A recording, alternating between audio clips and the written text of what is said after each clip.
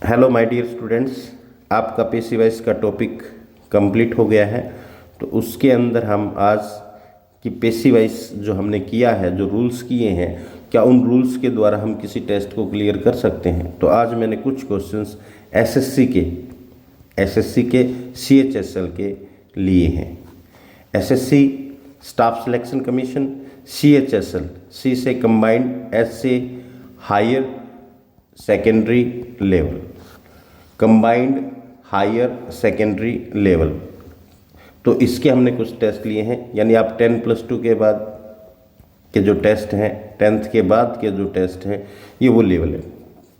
तो combined higher secondary level का मतलब +2 के बाद के जो टेस्ट आते हैं, उसके अंदर इंग्लिश में पेशी वाइज कैसे आते हैं। तो पेशी वाइज को हम करेंगे। एक बार मैं आपको रिवाइज करा देता हूँ। अगर फर्स्ट फॉर्म होगी तो वही काम हमारा बी की फॉर्म के साथ करेंगे। जो मेन वर्ब के साथ है वही काम हम बी के फर्स्ट फॉर्म है, तो बी की first form is am are से हमारा पेशी वाइज बनेगा। सेकंड फॉर्म है तो हमारा पेशी वाइज वॉज वर से बनेगा।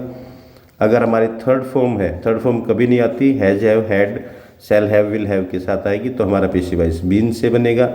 अगर आईएनजी लगा हुआ है तो हमारा बी की फर्स्ट फॉर्म के साथ आईएनजी बीइंग से लगेगा, और शैल विल के साथ फर्स्ट फॉर्म है तो भी हमारा शैल विल के साथ बी लग जाएगा।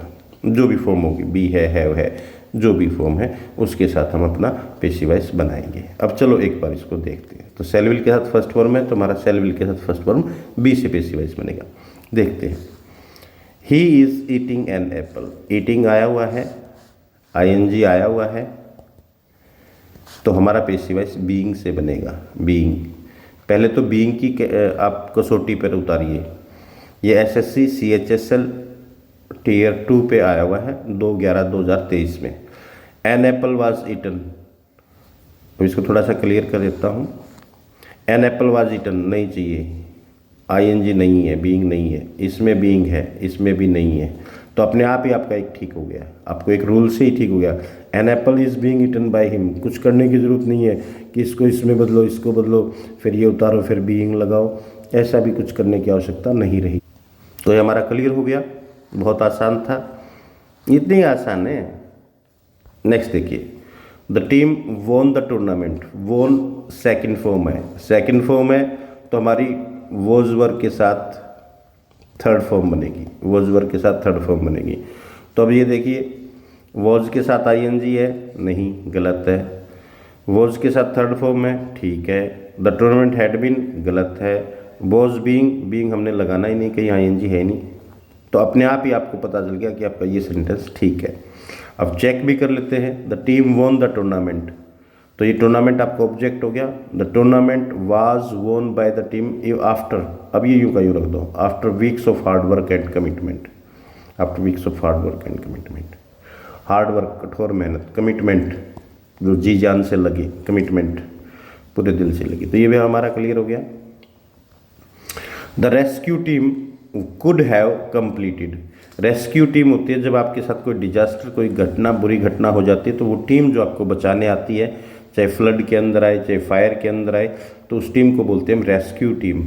तो rescue team could have completed. अब ये कुड है, कैन भी हो सकता है, यहाँ पे कुड भी हो सकता है, सेल भी हो सकता है, विल भी हो सकता है, तो इसके बाद देखना हैव, हैव के साथ third form, could have completed, पूरा कर चुकी होती, ये पास्ट में काम पूरा कर सकती थी, एक कैपेबिलिटी थी उसके अंदर, तो हैव के साथ थर्ड फॉर्म है, थर्ड फॉर्म है, तो हमारा पेशी वाइज बनेगा बीन से, बीन से।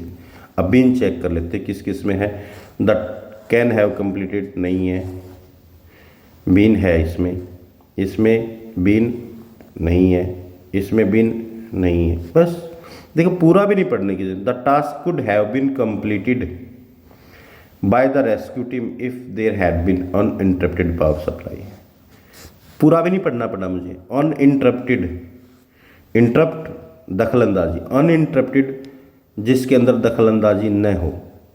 अगर रेस्क्यू टीम इस कार्य को पूरा कर चुकी होती थी, कर सकती थी, अगर वहाँ पे बिजली न कटी होती तो। चलिए नेक्स्ट क्वेश्चन देखते हैं हम। They built a new house last year, उन्होंने पिछले साल एक नया घर बनाया। बिल्ट, ये सेकंड फॉर्म है बिल्ड की, सेकंड फॉर्म ब्यूल्ट। अब सेकंड फॉर्म है तो वॉज वर्ब के साथ थर्ड फॉर्म, वॉज वर्ब के साथ सभी पेसिव वॉइस में थर्ड फॉर्म लगते हैं, वॉज वर्ब के साथ थर्ड फॉर्म। इस नियम को परखते हैं। A new house was being, अरे बीइंग नहीं लगाना, हैड बीन ये भी नहीं लगाना, a new house was built ये थर्ड वाज वर्ब के साथ थर्ड फॉर्म है, इसको देखते हैं। A new house is being built ये भी गलत। अपने एक ही नियम से पता चल गया कि ये है। अब आप इसको बनाना चाहें तो आप बना सकते हैं, ये बिल्कुल सही है। A new house was built by them, एक नया घर बनाया जा रहा था, बनाया गया उनके द्वारा पिछले साल। Perumal has given a challenging assignment to the newly admitted students. Perumal दे चुका है चैलेंजिंग असाइनमेंट, कार्य दिया है नए एडमिट हुए बच्चों के साथ। तो हमने और कुछ एक्सप्लेन नहीं करना, पेसिवाइज करें तो पेसिवाइज पे ही फोकस रखते हैं। तो अब यहाँ देखिए हैज़ गिवन है, हैज़ के साथ थर्ड फॉर्म है, तो थर्ड फॉर्म है तो बीन से बनेगा, बस बीन से बनेगा, बीन को चेक कर लो। हैज़ बीन गिवन, चलो ये है। विल हैव बीन नहीं है, क्योंकि आपने कुछ भी नहीं करना, सिर्फ गिवन के हैज़ तो यहाँ पे है तो हैज़ हैव मिलेगा। यहाँ पे सिर्फ बीन देखना, बीन गिवन और उसके साथ हैज़ हैव ये पहले ही दिया हुआ है तो वो देखना है। वाज गिवन नहीं, a challenging assignment had been given नहीं, तो और कुछ भी नहीं पढ़ना पड़ा हमें, पहला ही ठीक है हमारा। A challenging assignment has been given by Perumal to the newly admitted students. अब आप मुझे बताइए, ये 5 क्वेश्चंस सरकार सेंट्रल गवर्नमेंट आपको नौकरी देना चाहती है और उस नौकरी के लिए उन्होंने सिंपल से ये 5 पेसिवाइज दिए थे। अगर ये मुश्किल हैं तो फिर आपको इससे आसान कुछ मिलने वाला नहीं है, ये बिल्कुल देखते ही हो जाए। जिसके अब ये बात ये नहीं है कि आप ठीक तो सब के होंगे, बात है कौन कितना जल्दी करेगा। और जल्दी कैसे होएगा, जब आपके रूल्स क्लियर हैं, आपको पूरा सेंटेंस पढ़ने की भी आवश्यकता नहीं रहती कि ये चीज़ होती है, ये आया हुआ है तो ये होगा, ये देखा ये ओके। इतनी स्पीड से आप करेंगे, आपके पास दूसरे सब्जेक्ट्स को करने के लिए फिर टाइम बच जाता है, मैथ के लिए, साइंस के लिए, जो भी उसके अंदर सिलेबस है उसको करने के लिए। ये तो उंगलियों पे होता है। Thank you.